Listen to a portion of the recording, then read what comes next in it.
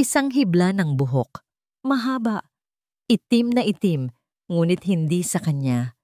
Ang buhok ni Althea ay may natural na alon, kulay tsokolate, at amoy jasmine. Ang hiblang ito ay tuwid na tuwid, bagsak at makinis, na para bang laging isinusuklay. Nakapulupot ito sa butones ng Amerikana ni Marco, ang kulay abo niyang Amerikana na isinuot nito kahapon sa opisina. Napahinto sa paghinga si Althea. Nakatayo siya sa gitna ng kanilang walk-in closet. Hawak ang damit na dapat sana ay ipapalaba niya. Ang paligid niya ay testamento ng 10 taon nilang pagsasama. Mga hilera ng damit ni Marco na maayos na nakasabit katabi ng kanyang mga bestida, mga sapatos na magkapares, mga pabangong sabay nilang pinili. Isang perpektong larawan ng isang perpektong buhay, ngunit ang munting hibla ng buhok sa kanyang daliri ay isang maling nota sa kanilang perpektong kanta. Baka sa opisina lang, bulong niya sa sarili, isang desperadong pagtatangka na kumapit sa luhika. Maraming babae sa kumpanya ni Marco. Baka napadikit lang. Baka sa elevator. Baka sa meeting. Ang daming baka.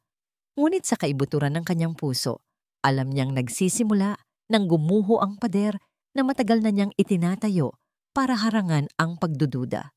Ito na ba yon? Ang sagot sa mga gabing ginagawang abala ni Marco, ang sarili sa trabaho? Ang dahilan sa mga biglaang pagbango ng pabango nito na hindi naman niya nakasanayan? O ang paraan ng pag-iwas nito ng tingin kapag tinatanong niya kung sino ang kausap sa cellphone? Pinalis niya ang buhok at mabilis na isinabit pabalik ang Amerikana. Ipinikit niya ang kanyang mga mata at huminga ng malalim. Mamaya na niya iisipin iyan. Ngayong gabi ay para sa kanila. Isang pre-anniversary date. 10 taon. Isang dekada ng pagmamahalan. Hindi niya hahayaang sirain yun ng isang hibla ng buhok. Pinili niya ang isang pulang bestida. Simpleng-simple ang hiwa nito, pero yumayakap sa kanyang katawan sa lahat ng tamang parte. Iyon ang paborito ni Marco. You look like a goddess in red, mahal, sabi nito sa kanya noon. Gusto niyang maging diyosa sa paningin nito ngayong gabi. Gusto niyang ipaalala dito kung ano ang mayroon sila, kung ano ang posibleng mawala dito. Ilang sandali pa, narinig niya ang ugong ng sasakyan ni Marco sa garahe. Bumilis ang tibok ng kanyang puso, isang halo ng pananabik at kaba. Huminga siyang muli ng malalim. Pinilit na ngumiti sa kanyang refleksyon sa salamin at lumabas para salubungin ang kanyang asawa. I'm home, mahal! Sigaw ni Marco mula sa pinto. Ang boses nito, malalim at masaya, ay palaging nagiging musika sa pandinig ni Althea. Pero ngayon, meron itong kakaibang tono. Pumasok si Marco sa sala. May dalang isang palumpon ng puting rosas at may ngiti sa labi na kayang tumunaw ng kahit anong galit. Gwapo. Laging gwapo. Iyon ang lalaking minahal niya simula kolehiyo. Ang lalaking pinangakuan niya ng habambuhay. Wow! Sabi ni Marco, ang mga mata nito ay puno ng paghanga habang tinitingnan siya mula ulo hanggang paa. Tingnan mo naman ang asawa ko. Ang ganda-ganda. Lumapit ito at hinalikan siya sa labi. Isang halik na dati ay nagpapakalma sa kanya, pero ngayon ay nagdulot lang ng alon ng katanungan sa kanyang isipan. Pinilit niyang ngumiti. Para sa'yo, sabi niya. Salamat sa mga bulaklak. Anything for you, mahal. Happy anniversary in advance. Habang inaayos ni Althea ang mga bulaklak sa florera, naglakas loob siyang magsalita. Sinubukan niyang gawing kaswal ang kanyang boses na para bang wala lang. Mahal, panimula niya. May naiwan ka pala sa Amerikana mo. Isang hibla ng buhok. Nakita niya ang bahagyang pagbabago sa mga mata ni Marco. Isang kislap na hindi niya mabasa, bago ito mabilis na napalitan ng isang mapaglarong tawa. Iyon ba? Sabi nito. Umupo sa sofa at nagtanggal ng sapatos. Nako, baka kay Isabel yan. Yung bago naming associate sa sales. Grabe ang kulit noon. Nagpatulong sa presentation kahapon. Halos hilahin na ako papunta sa cubicle niya. Isabel, naalala ni Althea ang pangalan. Iyon ang babaeng ilang beses nang nabanggit ni Marco. Magaling daw, matalino.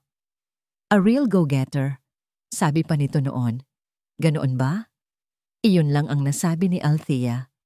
Oo, pero huwag kang mag-alala, sabi ni Marco. Tumayo at niyakap siya mula sa likod. Ipinatong nito ang baba sa kanyang balikat. Kahit gaano pa sila kakukulit, ikaw lang ang reyna ko. Ikaw lang ang Diyos ako. Naramdaman niya ang init ng hininga nito sa kanyang leeg. Ipinikit niya ang kanyang mga mata.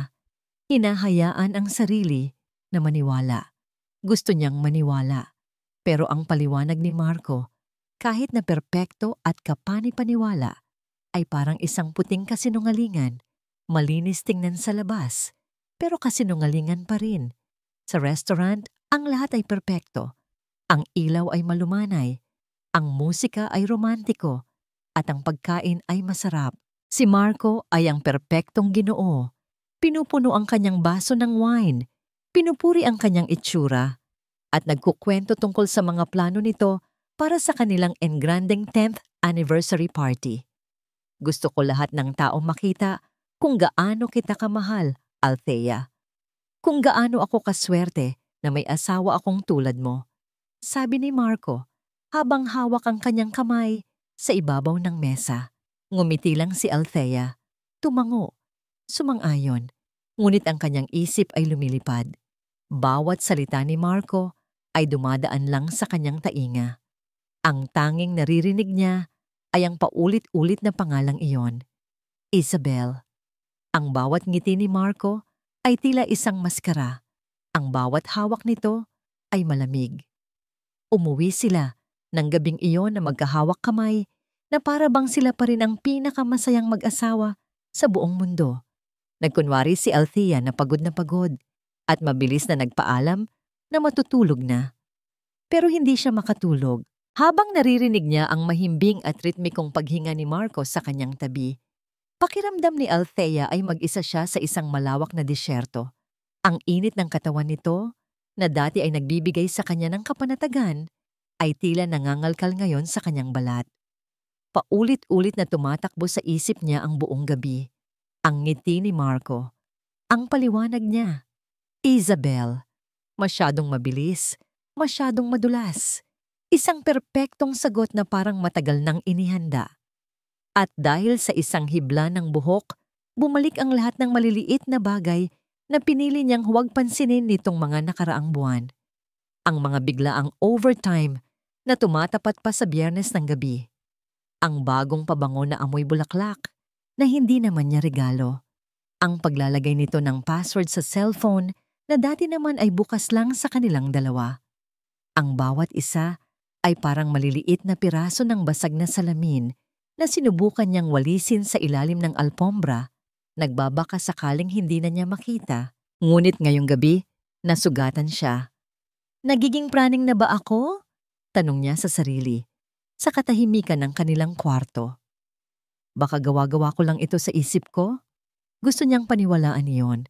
Gusto niyang maniwala na 10 taon ng kanilang pag-ibig ay sapat na para burahin ang isang gabing puno ng pagdududa. Pero isang tanong ang umalingaw-ngaw sa katahimikan ng gabi, mas malakas kaysa sa hilik ni Marco. Paano kung totoo? Paano kung sa bawat I love you niya ay may kasunod na kasinungalingan? Ang isiping iyon ay mas masakit pa kaysa sa anumang posibleng katotohanan. Mas gugustuhin pa niyang malaman ang mapait na katotohanan kaysa mabuhay sa matamis na pagkukunwari. Dahan-dahan, halos hindi humihinga, inalis niya ang kumot sa kanyang katawan. Bawat galaw niya ay maingat. Ayaw gisingin ang lalaking katabi niya. Ang lalaking hindi na niya tiyak kung kilala pa niya.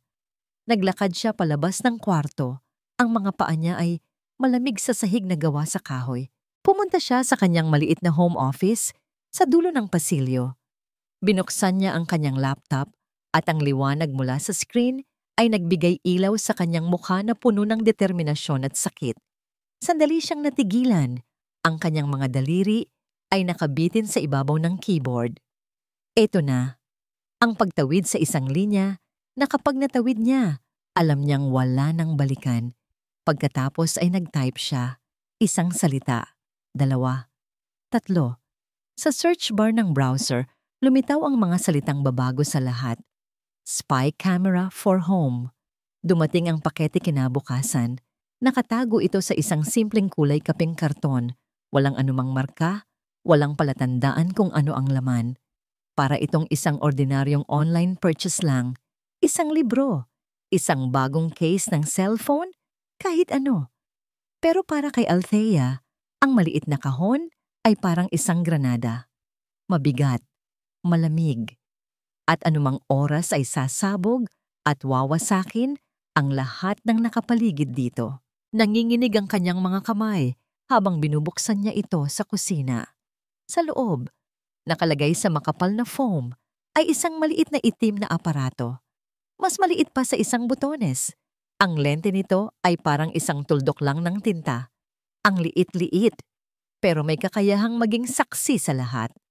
Ano ba itong ginagawa ko? Bulong niya sa hangin. Isinara niya ang kahon. Itinulak palayo. Para siyang napaso.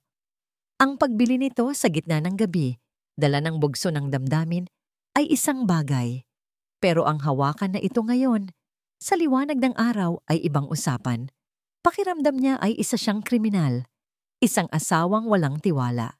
Ang babaeng pinangakuan ni Marco ng walang hanggan ay naghahanda ngayong maniktik sa kanya.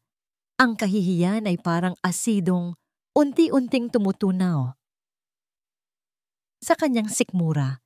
Hindi niya kaya. Ibinabalik na sana niya ang lahat sa loob ng kahon para itapon ng tumunog ang kanyang cellphone. Nakita niya ang pangalan sa screen. Ate Dina. Ang kanyang ate. Ang kanyang kanlungan. Hello, ate? Sagot niya. Pilit pinapasigla ang boses. Thea, napatawag lang ako. Kamusta na? Okay ka lang ba? Parang ang tamlay mo nung huli tayong mag-usap. Ang boses ni Dina ay direkta. Walang paligoy-ligoy, pero laging may bahid ng pag-aalala. Si Dina, isang biyudang guro, ang kabaligtaran niya. Si Althea ay maingat at laging iniiwasan ng gulo. Si Dina naman ay prangka at hindi natatakot harapin ang kahit ano. Okay lang ako, ate. Medyo busy lang sa trabaho.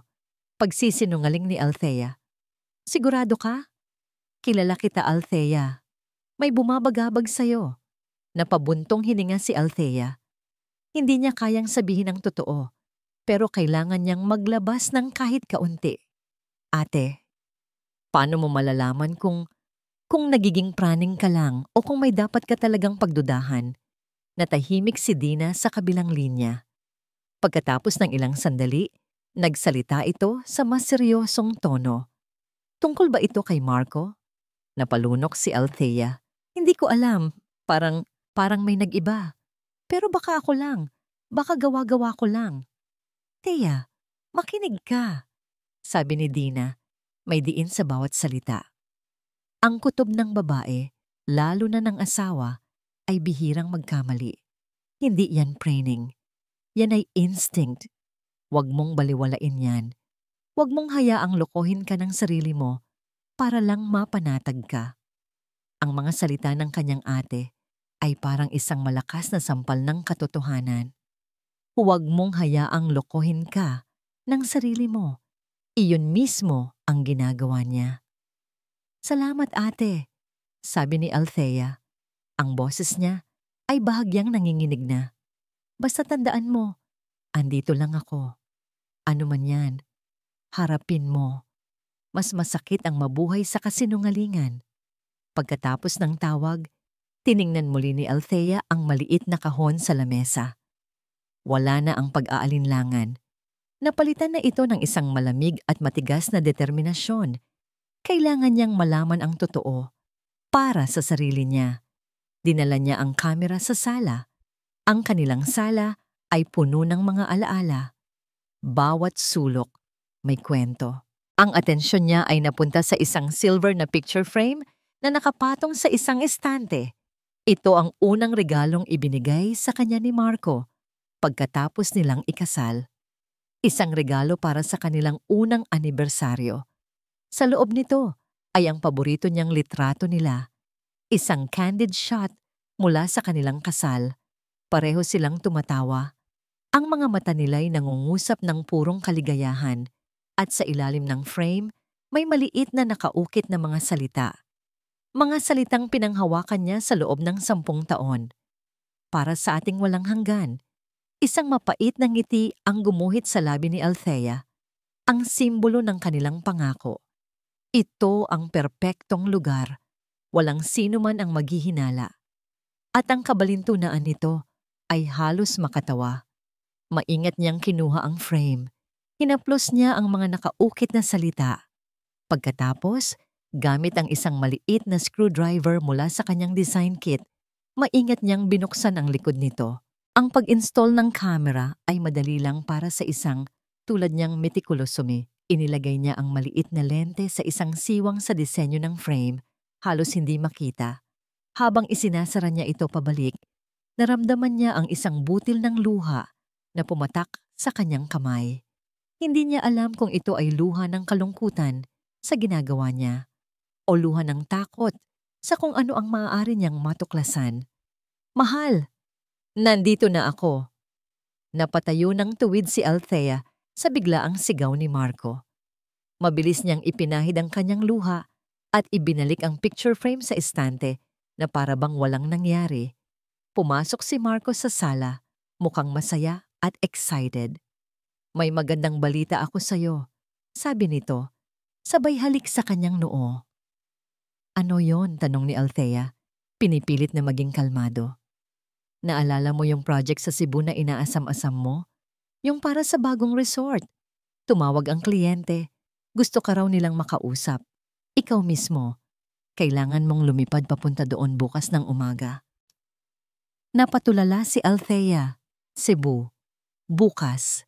Mag-isa. Ang pagkakataon. Tadhana ba ito? O isang malupit na biro? Wow! Sabi ni Althea, isang halo ng gulat at pagkasindak. Ang bilis naman. I know. Pero ito na yon. Mahal. This is your big break. Sabi ni Marco, niyakap siya ng mahigpit. I-book mo na ang flight mo. Ako na ang bahala sa lahat dito sa bahay. Huwag mo kaming alalahanin. Just focus on your career. I'm so proud of you. Ipinikit ni Althea ang kanyang mga mata habang nakayakap dito. Ang mga salita ni Marco ay puno ng suporta. Ang yakap nito ay mahigpit. Pero sa isip ni Althea, isa lang ang tumatakbo. Perpekto. Ito ang perpektong pagkakataon. Kinagabihan, habang nasa airport siya at naghihintay ng kanyang flight, sinigurado niyang gumagana ang lahat. Ikinonekta niya ang camera sa wifi ng bahay nila. Nag-install siya ng app sa kanyang cellphone. Mula sa screen ng kanyang telepono, kitang-kita niya ang kanilang sala, ang sofa, ang estante, at ang picture frame na nagbabantay sa lahat. Sinubukan niyang magtrabaho, buksan ang kanyang laptop at basahin ang mga email, pero hindi siya mapakali. Ang bawat minuto ay parang isang oras. Pagkatapos, habang papalapit na ang oras ng kanyang boarding, nangyari ito. Nag-vibrate ang kanyang cellphone. Isang notifikasyon ang lumitaw sa screen. Isang simpleng mensahe mula sa app na nagpatigil sa kanyang paghinga at nagpabingi sa kanya sa lahat ng ingay sa paligid. Motion detected in living room. Ang silid ng hotel sa Cebu ay malawak, moderno, at walang kaluluwa. Sa labas ng bintana, kumikinang ang mga ilaw ng lungsod, isang tanawin na dapat sana ay nagbibigay inspirasyon. Ngunit para kay Althea, ang mga pader ng silid ay tila papalapit sa kanya at ang mga ilaw sa labas ay mga matang nakatitig, naghihintay. Katatapos lang ng kanyang meeting, naging maayos naman. Tumango siya sa mga tamang pagkakataon, ngumiti sa mga kliyente, at iprinisinta ang kanyang mga ideya nang may kumpiyansa na hinugot niya mula sa 10 taon ng karanasan. Ngunit sa ilalim ng lahat ng iyon, isang bagyo ang nagwawala sa kanyang kalooban. Habang kausap niya ang mga kliyente, ang kanyang cellphone ay nasa kandungan niya, nakatago sa ilalim ng mesa, at sa bawat pag-vibrate nito, tumatalo ng kanyang puso. Ang notification na natanggap niya kanina sa airport. Motion detected in living room. Hindi niya ito binuksan. Hindi niya kaya. Bahagi niya ay gustong maniwala na baka ang pusa lang nila iyon o baka si Manang Lita na may kinuha lang. Ngunit alam niyang niloloko niya lang ang sarili niya. Ngayon, sa katahimikan ng kanyang hotel room, hawak niya ang cellphone na parang isang bomba. Nakaupo siya sa gilid ng kama, nakatitig sa itim na screen. Ang pagpindot sa isang icon ay parang pagtalon mula sa isang napakataas na gusali. Hindi mo alam kung ano ang sasalubong sa'yo sa ibaba, pero alam mong wala nang balikan. Paano kung mali siya? Paano kung paranoia lang pala ang lahat? Pero, paano kung tama siya? Ang tanong na yon ang nagtulak sa kanya. Huminga siya ng malalim. Nanginginig ang kanyang daliri habang pinipindot ang app na may logo ng isang mata. Nag-load ito at pagkatapos ng ilang segundo na parang habambuhay, lumitaw ang imahe. Ang sala nila, ang kanyang santuwaryo, ang kanilang tahanan. Pagkatapos ay bumukas ang pinto. Pumasok si Marco nakangiti at sa tabi nito, nakakapit sa braso nito ay isang babae. Mahaba ang buhok nito, tuwid na tuwid. Nakasuot ng isang damit na masyadong maigsi. Tumatawa ito at ang tawa nito ay umalingaw-ngaw sa kanilang tahimik na bahay. Isang tunog na hindi dapat nandoon. Nanlamig ang buong katawan ni Althea. Ang paghinga niya ay tila naipit sa kanyang lalamunan. Habang papalapit sila sa picture frame, nakilala niya ang mukha ng babae, Isabel. Ang babae ay si Isabel. Ang katotohanan ay isang malakas na suntok sa kanyang sikmura. Ang lahat ng pag-aalinlangan ay naglaho na parang bula. At ang natira ay isang hubad at brutal na katotohanang ipinapakita sa maliit na screen. Hindi niya maialis ang kanyang tingin. Nakita niya kung paano inakay ni Marco si Isabel papunta sa kanilang sofa. Ang sofa kung saan sila sabay na nanonood ng TV tuwing gabi. Inilapag ni Marco ang kanyang bag sa sahig at kumuha ng isang bote ng wine mula sa kanilang wine rack. Ang paborito niyang Merlot. Ang bote na itinago niya para sa isang espesyal na okasyon. Parang sila ang may-ari ng lugar. Ang bawat galaw nila ay natural at komportable na nagpapatunay na hindi ito ang unang pagkakataon. Pinanood ni Althea habang binubuksan ni Marco ang bote ng wine at kinukuha ang 2 wine glass. Ang paborito niyang mga kopita, ang minana pa niya mula sa kanyang ina. Naramdaman ni Althea ang pag-akyat ng asido sa kanyang lalamunan. Ang mga kopitang yon ay para sa kanila, ngunit ngayon ay ginagamit para sa ibang babae sa loob ng kanilang pamamahay. Si Isabel ay tumayo at nagsimulang maglakad-lakad. Hinahawakan ng kanyang mga palamuti, ang kanyang mga libro. Parang isang reyna na sinusuri ang kanyang bagong kaharian. Bawat bagay na hinahawakan nito ay parang dinudumihan. At si Marco, nakaupo lang, pinapanood ito nang may ngiti sa labi. Ang sakit. Ito ay isang mabigat at mapurol na kirot na unti-unting dumudurog sa kanya mula sa loob. Ang 10 taon ng pag-ibig at tiwala ay nagiging abo sa kanyang harapan. Sa screen, bumalik si Isabel sa tabi ni Marco. May ibinulong ito sa kanya. Pagkatapos, tumingin si Marco sa paligid ng kanilang sala. Sa lahat ng bagay na pinaghirapan ni Althea, sa lahat ng bagay na binuo nila ng magkasama. Ngumiti ito kay Isabel. At sa sandaling iyon, ang mikropono ng kamera ay nakasagap ng isang malinaw na pangungusap. Ang boses ng kanyang asawa, malambing at puno ng pangako, na tumagos sa speaker ng cellphone at dumiretso sa puso ni Althea na parang isang kutsilyo. Dito, mahal, Pakiramdam mo ay parang reyna ka. Mahal, reyna. Bumagsak ang cellphone mula sa kanyang nanginginig na kamay. Lumapag ito nang walang tunog sa makapal na karpet. Sa maliit na screen nito, nagpatuloy ang pagtataksil, ngunit hindi na nakatingin si Althea.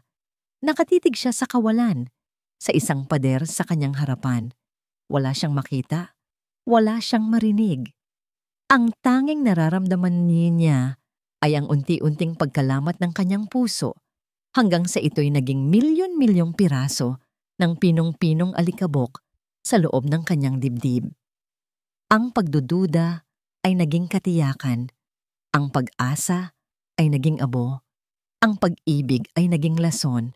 Sa gabing iyon, sa isang malawak at modernong silid ng hotel sa Cebu, namatay si Althea Santos, ang asawang nagmamahal ng buo. Namatay ang babaeng naniwala sa walang hanggan. Hindi siya umiyak. Ang sakit ay masyadong malalim. Dahan-dahan, yumuko si Althea at kinuha ang cellphone. Sa huling pagkakataon, tiningnan niya ang screen. Nakita niya ang mukha ng kanyang asawa, masaya at kontento sa piling ng ibang babae. Inilagay niya ang kanyang hinlalaki sa screen at isinara ang application. Biglang tumahimik ang lahat.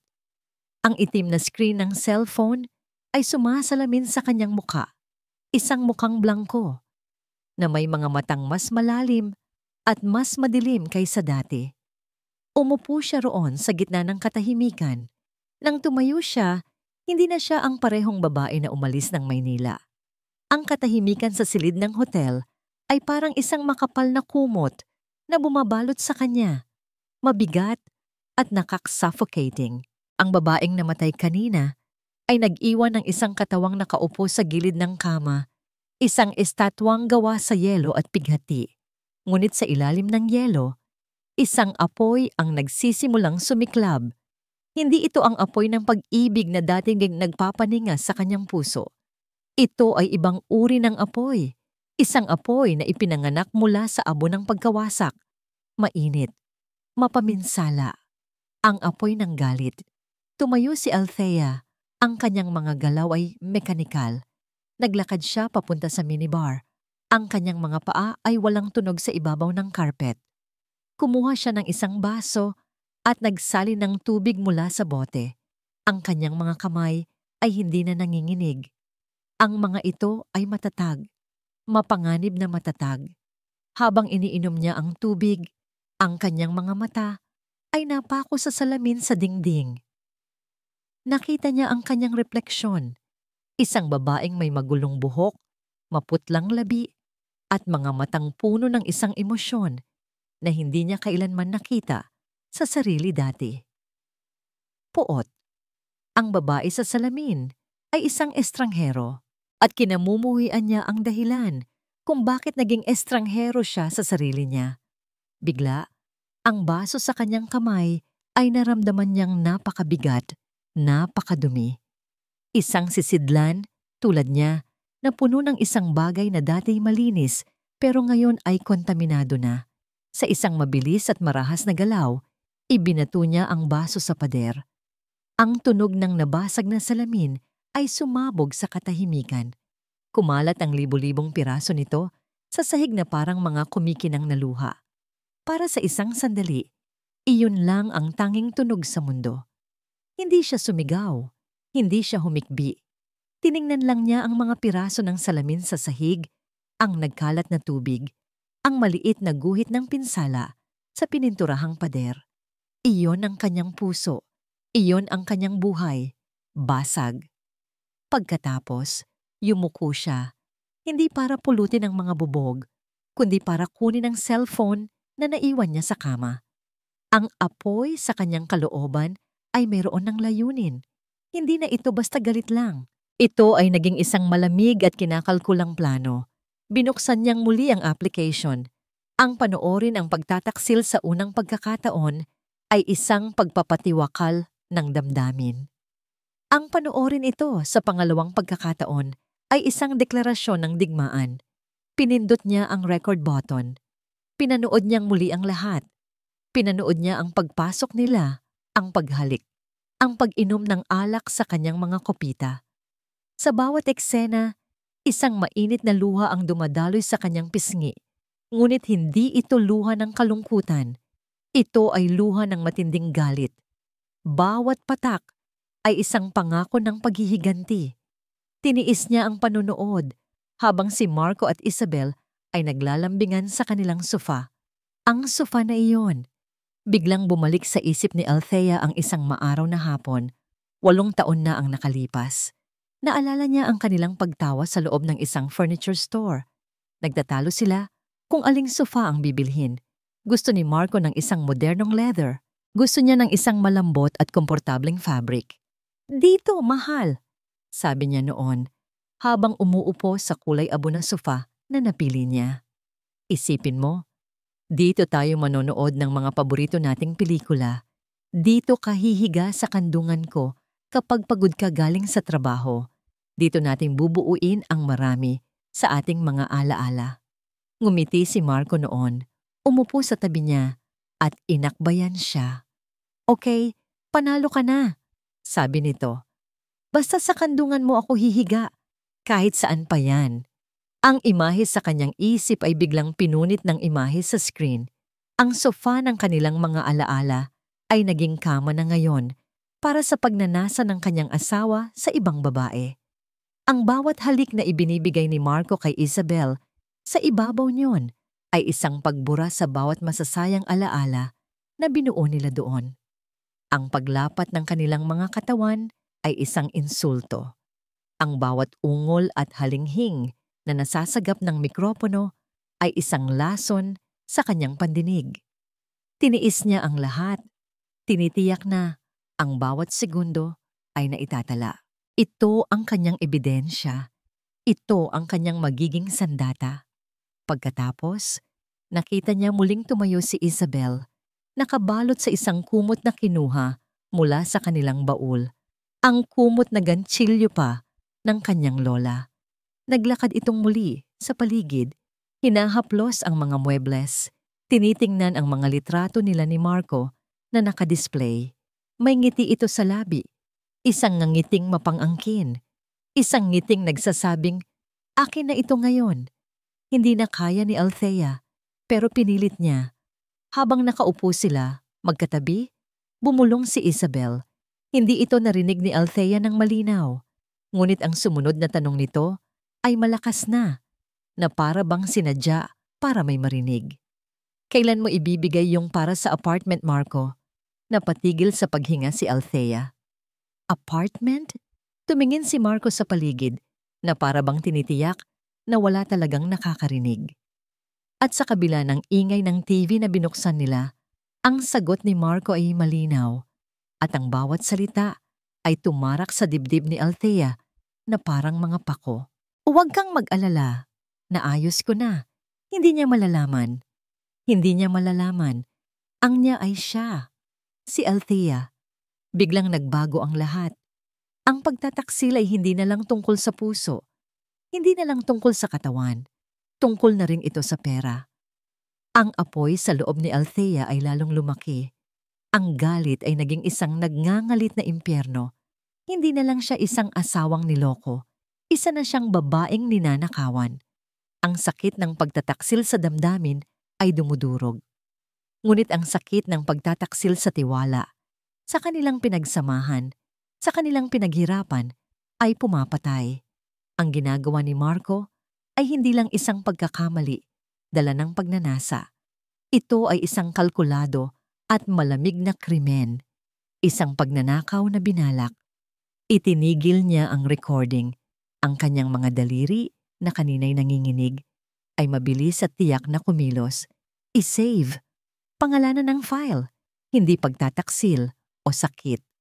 Ang ipinangalan niya rito ay simple at malamig. Ebidensya 01. Pinanood niya sa screen ang dalawa na naghahanda ng umalis. Nagsuot sila ng damit, nag-ayos ng sarili na para bang mga bisita sa isang bahay na hindi kanila. Bago sila tuluyang lumabas, humalik si Marco kay Isabel sa may pinto, sa mismong lugar kung saan siya nito hinahalikan tuwing aalis ito papuntang trabaho. Pagkatapos, pinatay nila ang ilaw at ang screen sa kanyang cellphone ay naging itim. Ang kadiliman sa screen ay sumasalamin sa kadilimang bumalot sa kanyang puso. Ngunit hindi ito ang kadiliman ng kawalan ng pag-asa. Ito ang kadiliman ng isang gubat sa hating gabi, kung saan ang mga predator ay nagsisimula ng mangaso. Hindi pa tapos ang gabi para kay Althea. Ang natitirang bahagi ng kanyang kaluluwa na hindi pa nasusunog ng galit ay naging yelo. Isang yelo na may talim. Umupo siya sa harap ng kanyang laptop. Ang kanyang isip ay gumagana ng mas mabilis at mas malinaw kaysa dati. Ang pagiging metikuloso niya bilang isang arkitekto, ang kanyang atensyon sa detalye. Lahat ng yun ay nakatuon na ngayon sa isang bagong proyekto. Ang pagbagsak kay Marco Gomez. Apartment. Pera. Hindi niya malalaman. Paulit-ulit na umalingaw-ngaw ang mga salitang yon sa kanyang isipan. Hindi na ito tanong kung meron bang nangyari. Ang tanong na ngayon ay, gaano kalaki ang ninakaw niya? At sa gitna ng mga basag na bubog, sa sahig ng kanyang silid sa hotel, isang babaeng hindi niya nakilala ang ipinanganak. Isang babaeng handang sunugin ang lahat para lang makuha ang hustisya. Isang babaeng sisiguraduhin sa ayaw at sa gusto ni Marco na malalaman niya ang lahat. Ang madaling araw sa Cebu ay tahimik. Ngunit sa loob ng silid ni Althea, ang katahimikan ay nabasag ng paulit-ulit na pag-click ng keyboard. Ang galit na sumabog kanina ay napalitan na ng isang matinding lamig. Wala ng luha, wala ng basag na salamin. Ang natira na lang ay isang matalas at determinadong focus. Nakaharap siya sa kanyang laptop. Ang mukha niya ay sinisinaga ng asul na liwanag mula sa screen. Ang kanyang mga mata ay hindi kumukurap. Ang kanyang postura ay tuwid. Ang babaeng naroon ay hindi na isang asawa. Isa na siyang investigador sa pinakamahalagang kaso ng kanyang buhay. Apartment, pera. Hindi niya malalaman. Ang mga salitang iyon ay naging lason sa kanyang ugat. Nagbibigay sa kanya ng isang uri ng lakas na hindi niya alam na taglay niya. Binuksan niya ang website ng kanilang bangko. Ang kanilang joint account. Ang pangalan nito ay M&A Dream Fund. Marco and Althea, isang mapait na biro.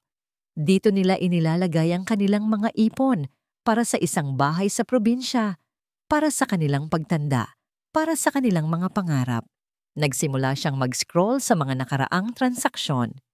Meralco, water bill, credit card, grocery, ang mga ordinaryong gastos ng isang ordinaryong buhay na pinaniniwalaan niyang mayroon sila. Normal ang lahat. Masyadong normal. Nagpatuloy siya sa pag-scroll, buwan-buwan. At pagkatapos, nakita niya ito. 6 na buwan na ang nakalipas. Isang malaking halaga ang inilipat palabas. Walang pangalan ng kumpanya. Tanging isang serye ng mga numero bilang reference. Hindi niya ito pinansin noon. Marahil ay inisip niyang isa ito sa mga investment ni Marco para sa kanilang kinabukasan. Ganoon kalaki ang tiwala niya. Nag-scroll pa siya. Sa sumunod na buwan mayroon ulit. At sa sumunod. At sa sumunod pa. 5 beses. Pare-parehong malalaking halaga. Regular. Na para bang buwan ng bayarin. Napatigil ang mundo niya.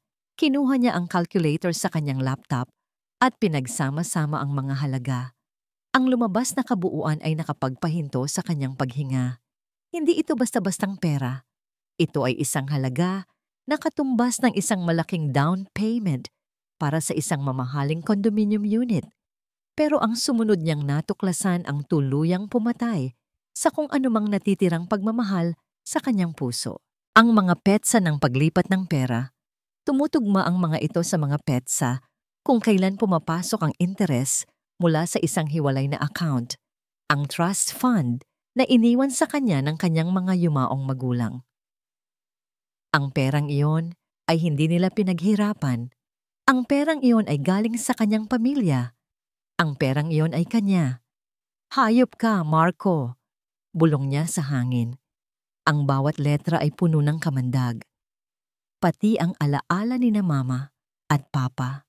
Dinumihan mo. Ginamit niya ang kanyang pagiging metikuloso. Kinopya niya ang reference number at hinanap ito online. Ang mga numero ay tumutugma sa payment code format ng isang kilalang real estate developer. Mula doon, madali na. Pumasok siya sa website ng developer, hinanap ang mga proyekto nito sa Metro Manila at nakita ang isang bagong tayong condominium sa Bonifacio Global City, malapit sa opisina ni Marco. Ang huling hakbang, ang pinakamadali at pinakamasakit. Sa portal ng pagbabayad para sa mga residente, merong feature para i-verify ang status ng unit. Kailangan mo lang ng unit number at ang pangalan ng nakarehistrong may-ari. Nagbakasakali siya. Sinubukan niya ang pangalan na ayaw nang bigkasin ng kanyang isip. Unit 18B. Registered owner, Isabel Vicencio. Tagumpay. Isang tagumpay na may lasa ng apdo. Hindi na siya nagulat. Ang naramdaman niya ay isang nakakakilabot na pagpapatunay. Ang lahat ng piraso ng puzzle ay magkakaugnay na ngayon. Bumubuo ng isang larawan ng kasuklam-suklam na pagtataksil. Ginamit ni Marco ang pera ng kanyang pamana para bilhan ng bahay ang kanyang kabit. Isinara niya ang kanyang laptop. Tapos na ang imbestigasyon.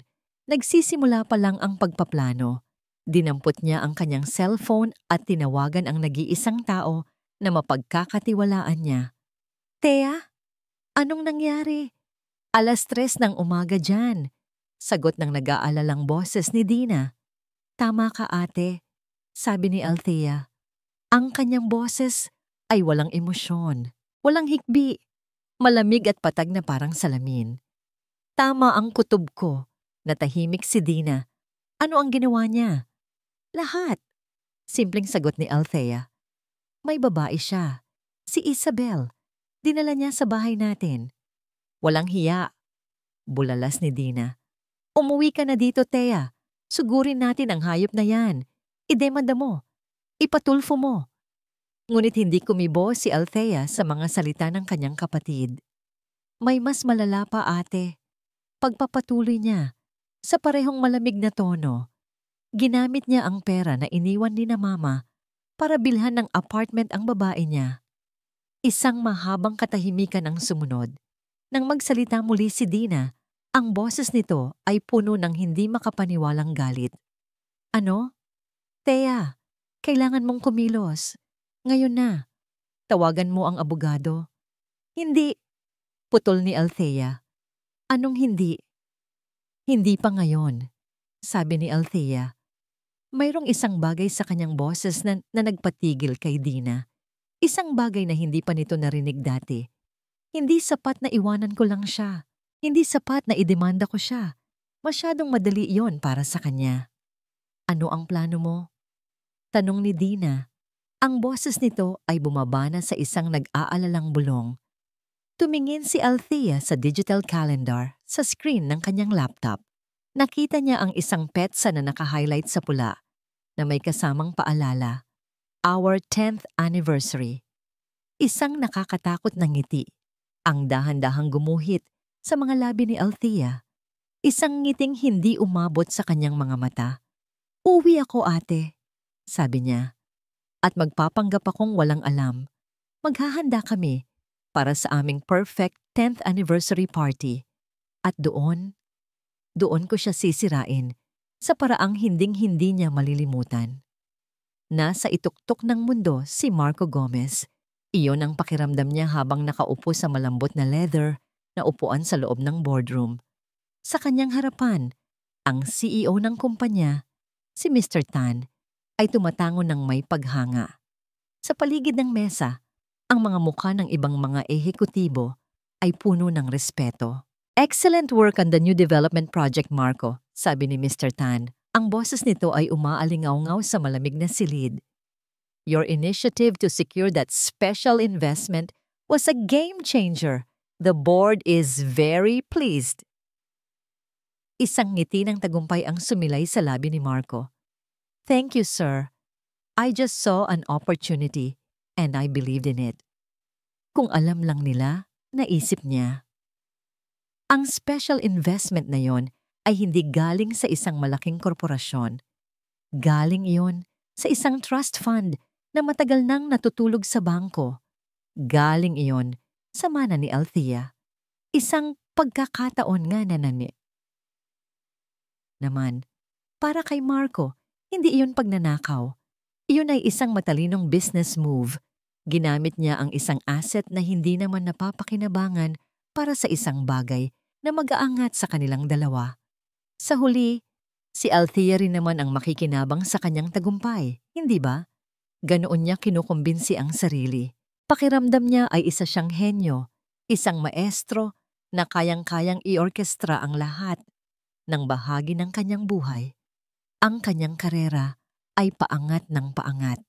Ang kanyang asawa, si Althea, ay ang perpektong partner, maganda, matalino, at iginagalang sa sarili nitong larangan. Ang perpektong palamuti sa kanyang braso, ang perpektong larawan ng isang matagumpay na may bahay. At pagkatapos, mayroon siyang dessert, ang kanyang munting gantimpala, si Isabel. Habang nagpapatuloy ang meeting, naramdaman niya ang pag-vibrate ng kanyang cellphone sa bulsa. Hindi niya kailangang tingnan para malaman kung sino iyon. Isang maliit at palihim na ngiti ang muling gumuhit sa kanyang mga labi. Pagkatapos ng meeting, habang pabalik sa kanyang opisina, binuksan niya ang mensahe mula kay Ivy. Na-miss kita agad, CEO. Anong oras kita ulit makikita? Napailing si Marco, tuwang-tuwa sa sarili. Si Isabel ay parang isang masarap na alak. Nakakalasing, nagpapasigla sa kanya, nagpaparamdam sa kanya na bata at makapangyarihan siya ulit. Si Althea ay ang kanyang pundasyon, ang kanyang tahanan. Ngunit si Isabel ang kanyang palaruan. At sa tingin niya, deserve niya ang pareho. Sa sobrang tuwa sa kanyang tagumpay sa trabaho, nakaramdam siya ng biglaang pagkabukas palad. Oras na para sa isang grand gesture. Isang bagay na hindi lang magpapasaya kay Althea, kundi magpapatibay rin sa imahe niya bilang isang perpektong asawa sa mata ng lahat. Kinuha niya ang telepono at tinawagan ang The Peninsula Manila. Good morning. I'd like to make a reservation for a private function. Sabi niya sa telepono. Ang kanyang boses ay puno ng awtoridad. It's for a 10th wedding anniversary. I want the Rigodon Ballroom. Yes, the entire ballroom. I want the best champagne, white lilies everywhere. Everything must be perfect.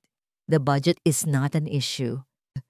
Habang isinasara niya ang mga detalye para sa isang party na pag-uusapan ng lahat, pakiramdam niya ay lalo siyang nagiging makapangyarihan. Ito ang buhay na para sa kanya. Ang lahat ay nasa tamang lugar. Ngunit ang perpektong orkestra ay laging may isang instrumentong wala sa tono. Tumawag ang kanyang cellphone. Si Isabel. Marco, nasaan ka? Tanong nito. Ang boses ay may bahid ng pagtatampo. Nasa opisina, Belle. Medyo busy lang. Sagot niya habang isinasara ang pinto ng kanyang opisina. So kailan ulit? Iyong sinasabi mong apartment. Kailan ko makikita? Malapit na, okay? Konting pasensya lang. Naayos ko na ang lahat. Just trust me. At itong anniversary party ninyo, bakit kailangan pang maging ganoon ka-enggrande?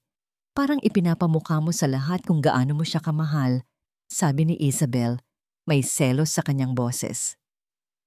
Napabuntong hininga si Marco. Minsan, nakakapagod din. Belle, intindihin mo, parte ito ng laro. Kailangan kong panatilihin ang imahe. Para sa atin din ito. Kapag masaya siya at walang hinala, mas malaya tayo. Gusto kong pumunta, biglang sabi ni Isabel. Natawa si Marco. Imposible yan at alam mo yan. Hindi, imbitahin mo ako. Bilang isa sa mga top employees mo. Bilang associate na tumulong sa'yo sa presentation. It's the perfect cover. Sandaling nag-isip si Marco. Sa una, tila mapanganib. Ngunit habang iniisip niya ito, mayroong isang bagay na nakakakiliti sa ideya. Ang asawa niya at ang kabit niya sa iisang silid. At siya, nasa gitna, ang sentro ng kanilang mundo. Ang ideya ay nagbigay sa kanya ng isang rush ng kapangyarihan. Okay, sabi niya. You're right. It's the perfect cover. Magpadala ako ng imbitasyon sa'yo. Pagkatapos ng tawag, sumandal siya sa kanyang upuan at tiningnan ang litrato sa kanyang mesa. Si Althea, nakangiti ito sa kanya mula sa isang silver na frame, ang parehong ngiti na minahal niya noon. Ang nangiting nagpapaalala sa kanya ng katatagan at kaayusan. Siya ang aking reyna, naisip niya. At bawat hari ay may karapatan sa isang munting sikreto. Hinaplos niya ang salamin ng picture frame. Ang party na ito ang magpapatunay sa lahat na siya ang pinakamswerte at pinakamatapat na asawa sa mundo. Pagkatapos nito, ang lahat ng pagdududa, kung meron man, ay mawawala. At siya ay magiging mas malaya kaysa dati. Konting tiis na lang, Althea. Bulong niya sa litrato. Pagkatapos ng party, magiging perpekto ang lahat. Pagpasok pa lang ng taxi sa kanilang subdivision, naramdaman na ni Althea ang paglamig ng kanyang mga kamay. Bawat pamilyar na bahay na kanilang nadadaanan ay parang isang paalala ng buhay na inakala niyang kanya. Isang buhay na isa na lang palang magandang panaginip na naging bangungot. Nang huminto ang taxi, sa tapat ng kanilang gate, huminga siya ng malalim. Aarte ka, Althea. Ito ang pinakamahalagang pagganap ng buhay mo. Pagkabukas pa lang niya ng pinto, bumungad sa kanya si Marco. May malawak na ngiti sa labi. Ang parehong ngiti na nakita niya sa video. Ngunit ngayon, ito ay para sa kanya. Welcome home, mahal, sabi nito. Ang boses ay puno ng pananabik. Mabilis itong lumapit at niyakap siya ng mahigpit. I missed you so much. Sa pagdikit ng katawan nito sa kanya, kinailangan ni Althea na gamitin ang lahat ng kanyang lakas para hindi manigas. Ang yakap na dati ay kanyang kanlungan ay parang isang hawlang gawa sa kasinungalingan. Ang amoy ng pabango nito na dati nagpapakalma sa kanya ay amoy pagtataksil na ngayon. Pinilit niyang gumanti ng yakap. Ang kanyang mga kuko ay bahagyang bumaon sa tela ng damit nito. I missed you too, ganti niya. Ang boses ay isang perpektong kopya ng dati niyang lambing. How was Cebu? Successful? Tanong ni Marco habang kinukuha ang kanyang maleta. Very successful, sagot ni Althea. Tinitingnan ito sa mata. Marami akong nalaman. Ngumiti lang si Marco. Walang kamalay-malay sa dobleng kahulugan ng kanyang mga salita. That's my wife. Halika. Nagluto ako ng paborito mo. Ang hapunan ay isang pagsubok sa kanyang pagtitimpi. Si Marco ay masayang nagkukwento tungkol sa kanyang tagumpay sa trabaho, sa mga plano para sa kanilang engranding party, sa kung gaano ito kasabik para sa kanilang anibersaryo. Si Althea naman ay nakaupo sa kanyang harapan, tumatango, ngumingiti, at naglalagay ng pagkain sa kanyang plato.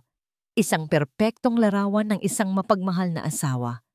Ngunit sa loob-loob niya, bawat salita ni Marco ay parang pag-insulto. Bawat pagngangiti nito ay parang isang pangungutya. Sa gitna ng kanilang usapan, naglakas loob siyang ihagis ang kanyang pain. Nga pala, mahal, sabi niya sa pinakakaswal na tono. Kamusta pala yung si Isabel?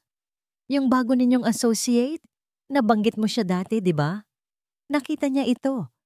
Isang kislap, isang halos hindi mapansing pagbabago sa mga mata ni Marco bago ito mabilis na ngumiti. Ah, si Belle? Ayun, napakagaling, sabi nito, sabay inom ng tubig. Malaking tulong sa team. In fact, isasama ko siya sa mga iimbitahin sa party as a reward for her hard work. Naramdaman ni Althea ang paghigpit ng kanyang panga. Ang kapal ng mukha. Ang walang kapantay na kapal ng mukha. Ngunit ang nangiti sa kanyang labi ay hindi nagbago.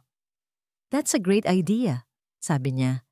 Dapat lang nabigyan ng reward ang mga mahuhusay na empleyado. Kinabukasan sinabi niyang may pupuntahan siyang supplier para sa isang proyekto. Ngunit ang totoo, nagpunta siya sa isang tahimik na coffee shop sa kabilang dulo ng syudad. Doon, naghihintay sa kanya si Dina. "Tea!" Halos pabulong na sigaw ni Dina. Ang mga mata nito ay puno ng pag-aalala. "Hindi ko maintindihan kung paano mo nakakayang makasama pa ang demonyong yon sa iisang bubong." "Kailangan, ate," sagot ni Althea. Ang kanyang boses ay kalmado. Inilapag niya sa mesa ang isang maliit na paper bag. Nandyan sa loob ang lahat. Nanginginig ang kamay ni Dina nang buksan ito. Sa loob ay isang maliit na USB flash drive. "Ano to?" "Ang video?" sabi ni Althea. "At mga kopya ng bank statements. Gusto kong itago mo to. Kung may mangyari sa akin, huwag kang magsalita ng ganyan." Putol ni Dina. Ang boses ay tumaas. "Ano ba talaga ang plano mo? Bakit hindi na lang natin to dalhin sa abogado?" "Dahil gusto kong makita ng lahat kung sino talaga siya," sabi ni Althea. Ang kanyang mga mata ay nag-aapoy sa isang malamig na apoy. "Gusto kong maranasan niya ang kahihiyan sa harap ng mga taong pinahahalagahan niya, ang kanyang boss, ang kanyang mga kasamahan, ang ating mga kaibigan. Masyadong malinis ang demanda, ate. Gusto ko ng isang palabas." Tinitigan ni Dina ang kanyang nakababatang kapatid. Ang babaeng nasa harapan niya ay hindi na ang malambot at umiiwas sa gulong si Thea. Isa na itong general na nagpaplano ng kanyang digmaan. Bumalik si Althea sa kanyang kotse. Bago niya ito pinaandar, kinuha niya ang kanyang cellphone at tinawagan ang events manager ng The Peninsula. "Hi, good afternoon. This is Althea Gomez," sabi niya. Ang kanyang boses ay professional at masigla. "I'm the wife of Marco Gomez. We're holding our anniversary party there next week." "Yes, that's the one. I just wanted to ask. I'm preparing a little surprise for my husband. Isang short video presentation, a tribute to our 10 years together. Pwede bang i-coordinate ko sa technical team ninyo on the day itself?" "Of course, ma'am. That's so sweet of you," sagot ng babae sa kabilang linya. "We'll be happy to assist." "Thank you," sabi ni Althea. "I want it to be a surprise he will never ever forget." Kinagabihan, pag-uwi niya, nakita niya si Marco sa kanilang silid. May hawak na isang malaki at patag na kahon mula sa isang kilalang designer boutique. "May sorpresa ako para sa iyo, mahal," sabi nito. Ang mga mata ay kumikinang sa pananabik. Inabot nito sa kanya ang kahon. Dahan-dahan niya itong binuksan. Sa loob, nakalatag sa malambot na seda, ay isang napakagandang evening gown. Kulay champagne ito na may mga pinong burda na kumikinang sa ilaw. Elegante, sopistikado, perpekto. "Para sa reyna ng gabi?" sabi ni Marco. Niyakap siya mula sa likod at ipinatong ang baba nito sa kanyang balikat, habang pareho silang nakatingin sa salamin. Hinaplos ni Althea ang makinis na tela ng bestida. Ito ang kasuotan. Ang kasuotan para sa kanyang pagganap. Ang kasuotan para sa kanyang paghihiganti. "Isuot mo ito sa party natin," bulong ni Marco sa kanyang tainga. "Gusto kong ikaw ang pinakamagandang babae doon." Tumingin si Althea sa kanilang refleksyon sa salamin, ang larawan ng isang perpektong mag-asawa. Pinilit niyang ngumiti, isang ngiting kasing kinangan ngunit kasing lamig ng mga borda sa bestida. Isang gabi na lang, 24 na oras na lang bago ang tinatawag ni Marco na pinakamahalagang gabi ng aming buhay. Para kay Althea, ito ang huling gabi ng buhay na minsan niyang pinangarap. Ang buong bahay ay abala sa mga huling paghahanda. Mga tawag mula sa caterer, mga kumpirmasyon mula sa mga bisita, mga paalala mula sa event coordinator. Si Marco ay nasa gitna ng lahat ng ito, masayang masaya, na para bang isang haring naghahanda para sa kanyang koronasyon. Si Althea naman ay gumagalaw na parang anino sa sarili niyang bahay. Ngumingiti siya, tumutulong siya, nagpapanggap siya, ngunit sa bawat pagdaan ng oras, nararamdaman niya ang unti-unting pagbigat ng kanyang dibdib. Nang gabing iyon, matapos ang lahat ng gawain at tawag, habang mahimbing nang natutulog si Marco, hindi mapakali si Althea. Dahan-dahan siyang bumangon mula sa kama at nagtungo sa kanilang maliit na library. Ang silid na yon ang kanyang santuaryo. Puno ito ng mga libro, ng mga alaala. Umupo siya sa sahig, sa gitna ng kadiliman, at binuksan ang isang lumang baul na kahoy. Sa loob nito, nakasalansan ang mga testamento ng kanilang 10 taon. Ang unang nakuha niya ay ang kanilang wedding album. Dahan-dahan niyang binuklat ang mga pahina. Ang bawat litrato ay isang maliit na patak ng lason sa kanyang puso. Ang kanilang unang sayaw bilang mag-asawa, ang mga mata ni Marco ay puno ng pagsamba. Ang kanilang pagputol ng cake, magkahawak kamay. Ang isang litrato nila kasama ang kanyang mga magulang, parehong masaya at ipinagmamalaki siya. Isang luha ang pumatak sa plastik na takip ng pahina. Isang mainit at mapait na luha. Saan nagkamali? Kailan nagsimulang maging kasinungalingan ang lahat ng ito? Ang lalaking nasa litrato, ang lalaking nangako sa kanya ng pag-ibig sa harap ng Diyos, sino na siya ngayon? Inilabas niya ang isang kahon ng mga lumang sulat, mga love letter na isinulat ni Marco noong sila'y nasa kolehiyo pa. Ang kanyang sulat kamay, ang kanyang mga salita, lahat ay puno ng pangako. Hindi ko kayang isipin ang buhay ko nang wala ka, Thea. Ikaw ang aking simula at ang aking wakas. Napahikbi si Althea, isang tahimik at pigil na hikbi na nagmumula sa kaibuturan ng kanyang dinurog na puso. Ang galit na nag-aalab sa kanya sa loob ng maraming araw ay biglang nawala. Ang natira ay isang napakalawak at napakalamig na kalungkutan. Ang paghihiganti ba talaga ang sagot? Ang pagsira ba sa kanya ay magpapagaling sa sarili niyang pagkawasak?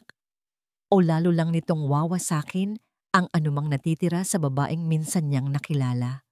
Ang kanyang kamay ay nanginginig na dumampot sa kanyang clutch bag na nakapatong sa isang silya. Sa loob nito ay ang USB, ang sandata, ang katapusan nilang dalawa. Para sa isang sandali, nag-isip siya, paano kung buburahin na lang niya ang lahat?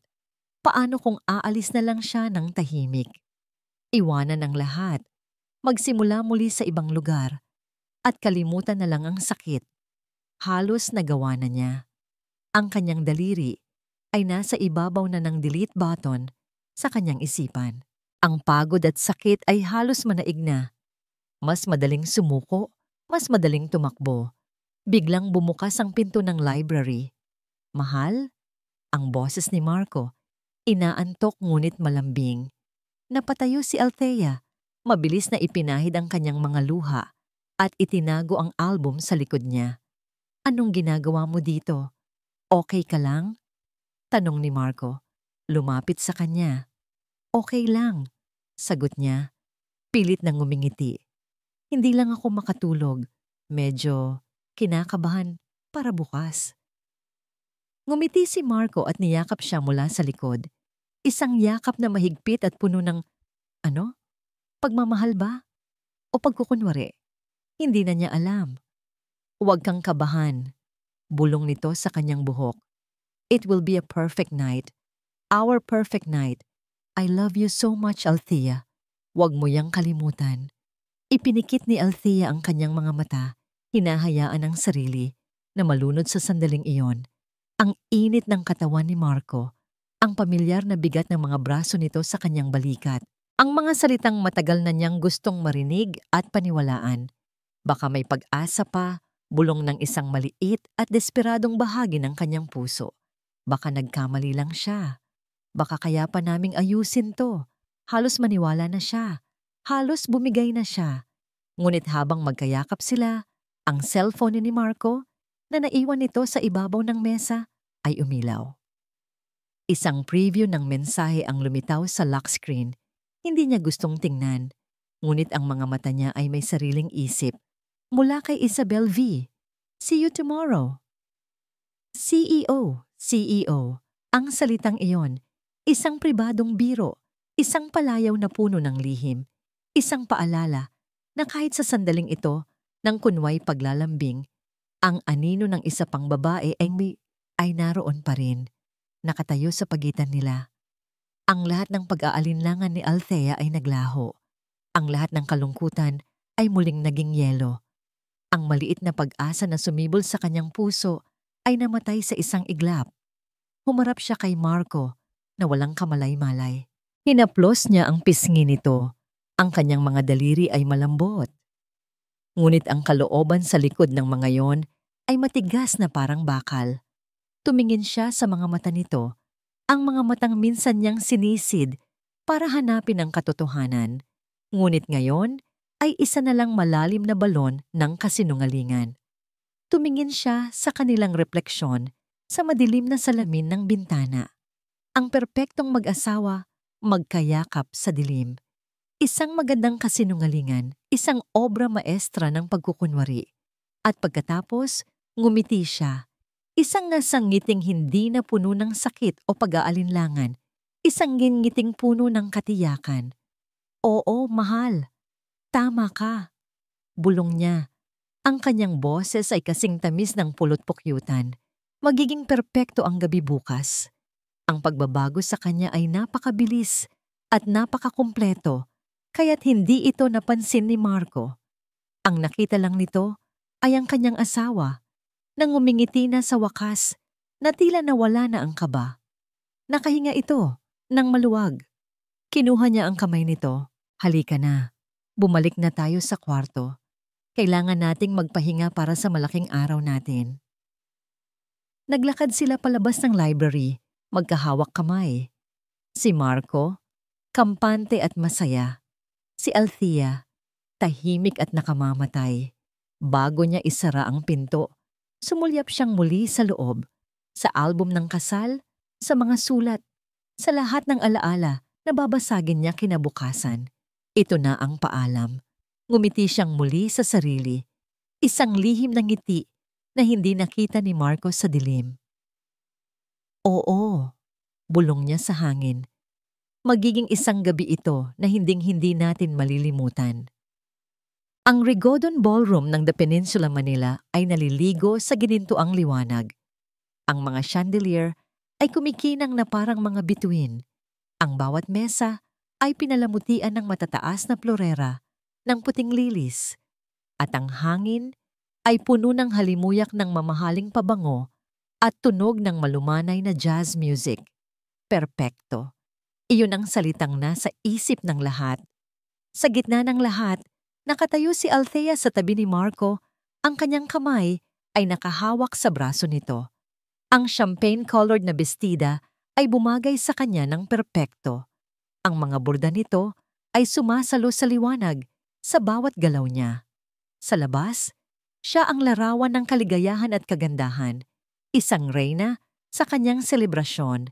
Ngunit sa loob, si Althea ay isang sundalo sa gitna ng katahimikan bago ang digmaan. Bawat ngiti na ibinibigay niya sa mga bumabating bisita ay kinakalkula. Bawat tango ay isang pagsasanay sa pagpipigil. Naririnig niya ang mga bulungan sa kanyang paligid. Grabe, they are the perfect couple. 10 taon na, pero parang kahapon lang sila kinasal. Althea is so lucky to have a husband like Marco. Lucky. Isang mapait na ngiti ang halos sumilay sa kanyang labi. Kung alam lang nila, gumagalaw siya sa gabing iyon na parang nasa ilalim ng tubig. Ang lahat ay tila mabagal, ang bawat tunog ay malayo. Ang kanyang mga pandama ay nakatuon lamang sa isang bagay, ang paghihintay sa tamang sandali. At pagkatapos, nakita niya ito. Ang tamang sandali. Sa isang sulok ng ballroom, malapit sa buffet table, nakatayo si Isabel Vicencio. Nakasuot ito ng isang itim na bestida na mas bagay sa isang nightclub kaysa sa isang anniversary party. Nakataas ang kanyang buhok, ipinapakita ang kanyang leeg at ang kumikinang na kwintas na suot niya. Ngunit hindi ang kanyang itsura ang nakakuha ng atensyon ni Althea. Ito ay ang kanyang mga mata. Ang mga mata ni Isabel ay nakapako kay Marco, nakasalukuyang nakikipagtawanan sa kanyang CEO. Ang tingin nito ay hindi tingin ng isang empleyado sa kanyang amo. Ito ay tingin ng isang babaeng nagmamay-ari, puno ng paghanga, pagnanasa, at isang pahiwatig ng pagiging kampante, na para bang sinasabi nito, ang lalaking yan, ang gabing ito, ang buhay na ito, lahat iyan ay magiging akin. Hindi naramdaman ni Althea ang selos. Ang naramdaman niya ay isang malamig na katiyakan. Ang babaeng yon ay hindi biktima. Isa itong kasabwat. At sa gabing ito, tatanggapin din niya ang kanyang parusa. Okay everyone, may I have your attention please? Ang boses ni Marco ay umalingaw-ngaw sa buong ballroom. Tumahimik ang lahat. Ang lahat ng mga mata ay napunta sa entablado kung saan siya umakyat, gwapo at kumpiyansa sa kanyang mamahaling suit. Good evening, simula ni Marco. Ang kanyang nangiti ay nakakasilaw. Salamat sa pagdalo ninyo sa aming selebrasyon. 10 years.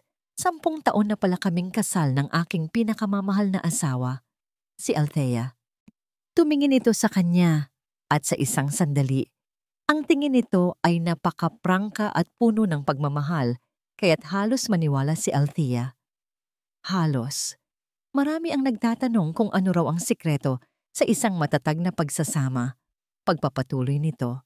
Para sa akin, simple lang, tiwala, respeto, at ang pag-alam na sa dulo ng bawat araw, mayroon kang isang taong uuwian na siyang iyong lakas at inspirasyon. Nagpalakpakan ng mga tao. Napanood ni Althea ang bawat galaw ni Marco, ang bawat pagkumpas ng kanyang kamay. Isa siyang maestro ng kasinungalingan. Si Althea, siya ang aking bato, sabi ni Marco. At ang boses nito ay bahagyang nanginig, na para bang nagpipigil ng emosyon. Sa lahat ng aking tagumpay, siya ang nasa likod ko. Sa lahat ng aking pagsubok, siya ang humawak sa aking kamay. Hindi ko mararating kung nasaan ako ngayon kung hindi dahil sa kanyang walang katapusang pag-ibig at sakripisyo. Nakita ni Althea ang pagkinang ng mga mata nito. Totoong luha ba iyon? O bahagi ng kanyang palabas? Hindi na mahalaga. Kaya mahal, sabi ni Marco, habang bumababa ng entablado at lumalapit sa kanya. Mula sa kanyang bulsa, kinuha nito ang isang maliit na kahon na pelus. Para sa 10 nating taon at sa marami pang darating. Binuksan nito ang kahon. Sa loob, sa isang malambot na unan, ay isang kwintas na diamante. Ang mga bato ay kumikinang ng napakaliwanag na para bang ninakaw nito ang lahat ng liwanag sa silid. Malamig, matigas, at napakaganda. Ang mga tao ay humanga. Narinig ni Althea ang kanilang mga os at ahas. Maingat na kinuha ni Marco ang kwintas. Lumakad ito sa likuran niya. Naramdaman ni Althea ang malamig na pagdampi ng mga diamante sa kanyang balat, na sinundan ng init ng mga kamay ni Marco habang isinasara nito ang kawit. Ito ang pinakamabigat na bagay na naramdaman niya sa buong buhay niya. Humarap siyang muli kay Marco. Ang kanyang mukha ay isang perpektong maskara ng sorpresa at kaligayahan. Hinawakan niya ang kwintas. It's beautiful, Marco, sabi niya. Ang kanyang boses ay isang perpektong bulong ng pasasalamat. Hindi mo kailangang gawin to. Walang anumang bagay sa mundo ang sapat para sa'yo, mahal, sagot ni Marco. Hinawakan ang kanyang mga kamay at hinalikan ito. Happy anniversary. Nagpalakpakan ng lahat. Ang ilan ay nagpapahid pa ng luha sa kanilang mga mata. Ang perpektong sandali. Ang perpektong mag-asawa. Tumingin si Althea sa ibabaw ng balikat ni Marco. Nakita niya si Isabel, nakatayo pa rin sa sulok. Ang ngiti nito ay bahagyang nawala. Napalitan ng isang anino ng inggit habang nakatingin sa kumikinang na diamante sa kanyang leeg. Huwag kang mag-alala, naisip ni Althea. Pera ko rin naman ang ipinambili niyan. Bumitaw si Marco sa kanya at muling humarap sa mga bisita. Itinaas ang kanyang kamay para patahimikin sila.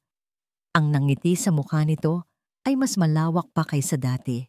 At ngayon, anunsyo ni Marco, ang kanyang boses ay puno ng pagmamalaki at pagmamahal. Para sa huling sorpresa, ang aking pinakamamahal na asawa, si Althea, ay may ilang salita para sa akin. Inabot nito sa kanya ang mikropono. Ang metal ay malamig sa kanyang kamay. Ang bigat nito ay pamilyar. Ito na ang sandali. Ang simula ng pagtatapos. Tiningnan niya si Marco. Kumindat ito sa kanya isang kindat na nagsasabing, "Galingan mo." Tumingin siya sa mga bisita. Ang kanilang mga muka ay puno ng pag-asam, naghihintay ng isa pang matamis na talumpati. Tumingin siya sa kanyang ate Dina na nakatayo sa likuran, malapit sa technical booth. Tumango si Dina sa kanya, isang halos hindi mapansing galaw. Huminga ng malalim si Althea. Naglakad siya papunta sa entablado. Ang bawat hakbang ay kalmado at may layunin. Ang champagne-colored na bestida ay sumasayad sa sahig. Ang mga diamante sa kanyang leeg ay kumikinang sa ilalim ng mga ilaw. Huminto siya sa gitna. Ang lahat ng ingay ay nawala. Ang lahat ng mga mata ay nasa kanya. Itinaas niya ang mikropono sa kanyang mga labi. Nakatayo si Althea sa entablado, hawak ang mikropono. Ang katahimikan sa ballroom ay halos nakabibingi. Ang lahat ay naghihintay, mga ngiti ay nakapaskil sa kanilang mga mukha. Inaasahan ang isang madamdaming mensahe ng pag-ibig. Tumingin siya ng diretso kay Marco. Ang asawa niya ay nakangiti sa kanya. Isang sang ngiting puno ng pagmamalaki at pagmamay-ari. Ang ngiting iyon ang nagsilbing huling gatong sa apoy sa kanyang kalooban. "Salamat, Marco." Simula niya, ang kanyang boses ay malinaw, kalmado, at walang bahid ng panginginig. Bawat salita ay tumagos sa katahimikan. "Salamat sa napakagandang pagganap." Ilang tao sa harap ang bahagyang tumawa, iniisip na isa itong biro. Ngunit si Marco, sa isang saglit ay bahagyang kumunot ang noo, na para bang may naramdamang kakaiba sa tono niya. Ang iyong talumpati ay puno ng damdamin. Pagpapatuloy ni Althea, puno ng mga salita tungkol sa tiwala, respeto at sakripisyo. At bilang pasasalamat, may inihanda rin akong isang munting sorpresa. Isang video tribute, sabi nga nila, para sa 10 taon natin, para sa lahat ng alaala na binuo natin. Ngumiti siya, isang kandang ngiting hindi umabot sa kanyang mga mata. Itinuon niya ang kanyang paningin sa technical booth sa likuran. Kung nasaan si Dina, tumango siya. "Please roll the video." Ang mga ilaw sa ballroom ay bahagyang dumilim. Ang malaking puting screen sa likod ng entablado ay umilaw.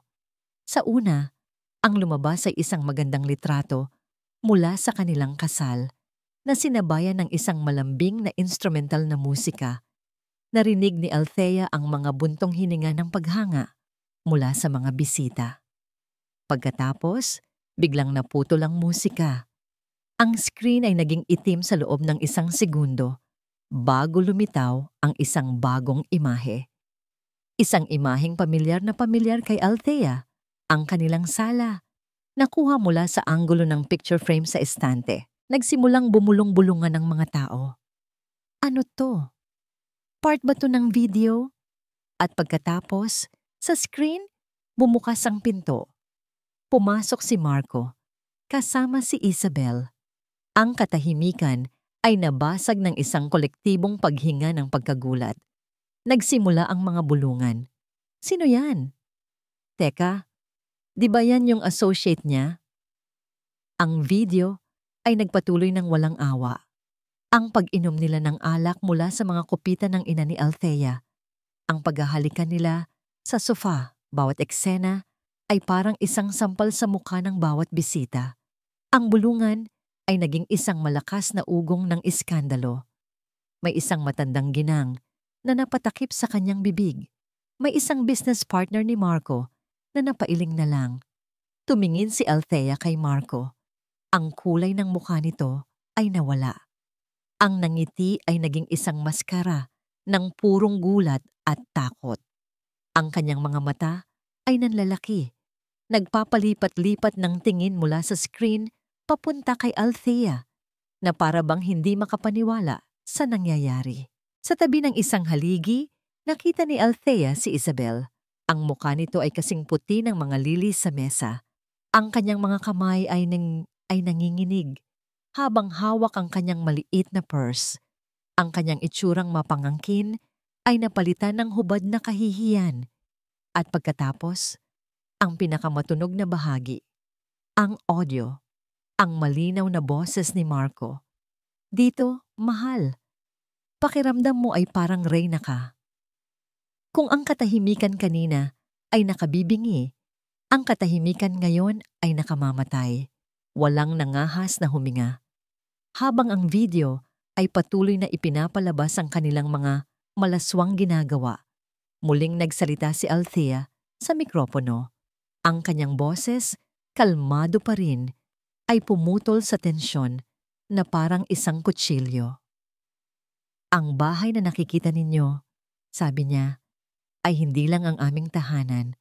Ang bahay na yan ay binili gamit ang perang minana ko pa sa aking mga yumaong magulang. Isang bagong alo ng bulungan ang kumalat. Ngayon ay may bahid na ng galit at awa para sa kanya. At ang kwintas na ito, sabi ni Althea, hinawakan ng mga diamante sa kanyang leeg, ay marahil binili gamit din ang kapiraso ng perang yon. Tumingin siya ng diretso kay Marco. Sa mga mata nito, nakita niya ang lahat. Pagsusumamo, galit, pagkalito. Tapos na ang pag-arte nito. Sa harap ng lahat, dahan-dahang inalis ni Althea ang kawit ng kwintas. Kinuha niya ang mamahaling alahas at maingat na inilapag sa ibabaw ng podium. Ang tunog ng pagtama ng diamante sa kahoy ay umalingaw-ngaw sa tahimik na silid. Pagkatapos, tiningnan niya ang kanyang kaliwang kamay, ang kanyang wedding ring. 10 taon. Dahan-dahan, pinihit niya ito. Mahigpit. Ngunit sa huli, natanggal din niya. Inilagay niya ang singsing sa tabi ng kwintas, ang regalo ng kasinungalingan at ang simbolo ng isang sirang pangako. Magkatabi. Tumingin siya sa mga tao, sa kanilang mga mukha na puno ng awa at pagkabigla. At pagkatapos, tumingin siya kay Marco sa huling pagkakataon. Tapos na ang palabas, sabi niya sa mikropono. Ibinaba niya ito sa podium. At habang ang video ay patuloy pa ring nagpapakita ng kanyang pagtataksil sa screen, tumalikod si Althea.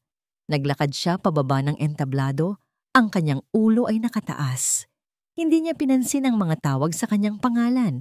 Hindi niya pinansin ang gulat ng mga mukha.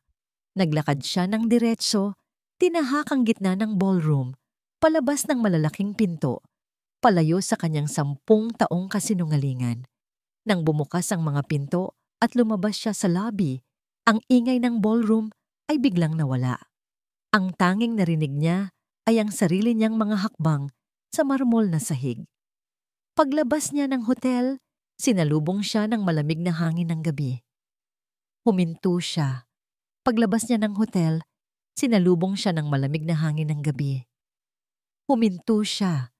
Ipinikit niya ang kanyang mga mata at huminga ng napakalalim. Isang paghinga na parang ngayon lang niya ulit nagawa ng tama. Hindi ito ang mabigat at mababaw na paghinga ng isang babaeng nagpipigil. Ito ay ang maluwag at buong paghinga ng isang babaeng malaya. Sa likod niya, sa loob ng ballroom, alam niyang nagahari ang kaguluhan. Naririnig niya sa kanyang isipan ang mga sigawan, ang mga tanong, ang kahihiyan. Ngunit ang lahat ng yon ay ingay na lang mula sa isang mundong hindi na niya bahagi.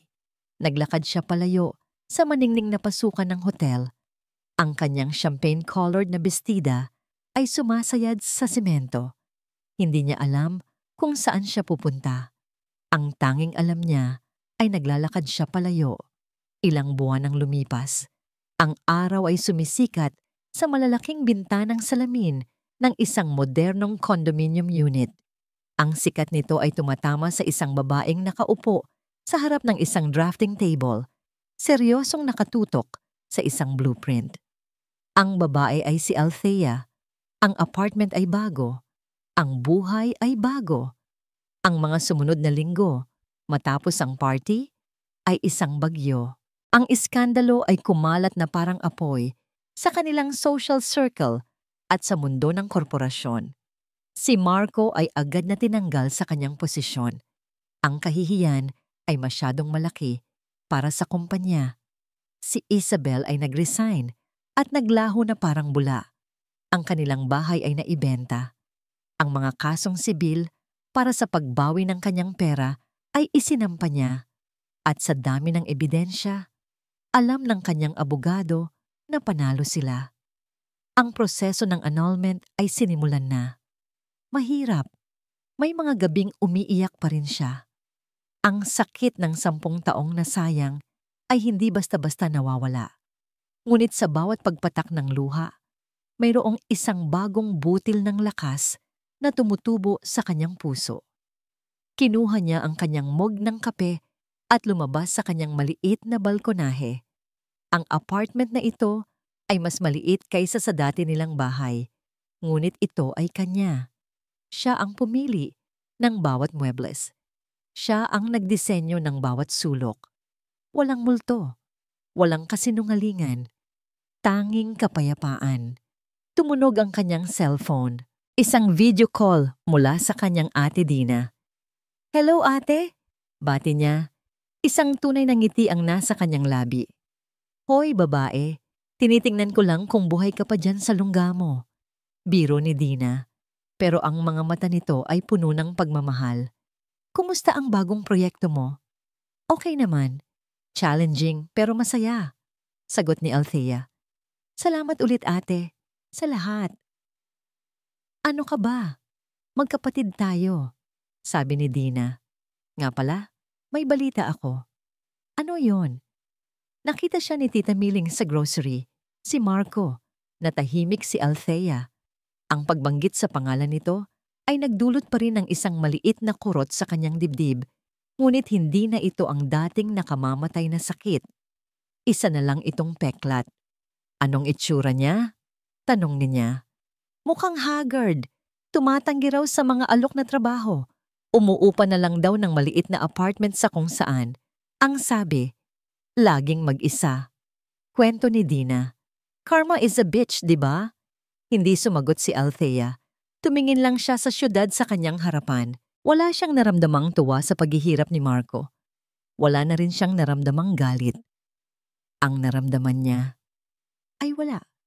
Isa na lang itong estranghero mula sa isang nakaraang buhay. Nagpaalam na sila ni Dina. Pagkatapos ng tawag, nakatanggap siya ng isang text message mula sa kanyang abogado. "Attorney Reyes, good news Miss Santos. The initial settlement offer from Mr. Gomez's campesine, it's favorable." Napangiti si Althea. Hustisya. Dahan-dahan ngunit darating. Hindi niya alam kung ano ang naghihintay sa kanya sa hinaharap. Hindi niya alam kung magmamahal siyang muli. Ngunit sa unang pagkakataon, sa loob ng napakatagal na panahon, hindi siya natatakot. Ang kinabukasan ay hindi na isang madilim na lagusan, kundi isang blankong pahina. Nakatayo siya sa kanyang balkonahe, hinahayaang dampian ng hangin ang kanyang mukha. Tumingin siya sa ibaba, sa mga taong naglalakad, sa mga sasakyang dumaraan. Bawat isa ay may sariling kwento, may sariling paglalakbay. Ang kanyang paglalakbay sa sakit ay tapos na. Ngayon, ang unang pahina ng kanyang bagong kabanata ay nagsisimula pa lang. Biglang tumunog ang kanyang cellphone. Isang tawag. Hindi ito nakarehistro sa kanyang contacts. Isang bagong numero. Sandali siyang nag-alinlangan. Ngunit ang babaeng natatakot sa hindi alam ay wala na. Ngumiti siya. Isang ngiting tahimik at puno ng pag-asa. Sinagot niya ang tawag. "Hello, this is Althea." At dito nagtatapos ang makulay at mapaghamong kwento ni Althea. Maraming salamat, aming mga minamahal na tagapakinig, sa inyong walang sawang pagsubaybay at pakikipaglakbay sa bawat kabanata. Mula sa unang hibla ng buhok na naghasik ng pagdududa hanggang sa huling hakbang papalayo tungo sa isang bagong simula. Kasama namin kayo. Habang isinusulat ko ang kwentong ito, naramdaman ko ang bawat pighati, bawat galit, at bawat munting pag-asa ni Althea. Naging paalala ito sa akin na ang puso ng isang tao, lalo na ng isang babae, ay kayang magtiis ng hindi kapani-paniwalang sakit. Ngunit meron din itong walang kapantay na lakas para bumangon at maghilom. Naway may iniwang aral at inspirasyon sa inyo ang kwentong ito. Isang paalala na ang tunay na pag-ibig ay hindi kailanman dapat maging dahilan ng pagkawala ng ating sarili. At sa gitna ng pinakamadilim na pagtataksil, ang pinakamaliwanag na ilaw ay madalas na matatagpuan, hindi sa paghihiganti, kundi sa pagpapatawad sa nakaraan at sa pagyakap sa isang bagong umaga. Hangad namin na napukaw namin ang inyong mga damdamin. Ano ang masasabi ninyo sa naging desisyon ni Althea? Ano ang aral na inyong napulot? Huwag po kayong mag-atubiling iwanan ang inyong mga komento sa ibaba. Nais naming marinig ang tinig ng bawat isa sa inyo. Muli, mula sa kaibuturan ng aming mga puso, maraming salamat sa inyong pakikinig. Hanggang sa susunod na kwento na ating sama-samang tutuklasin. Nagmamahal, Kwentong Puso TV.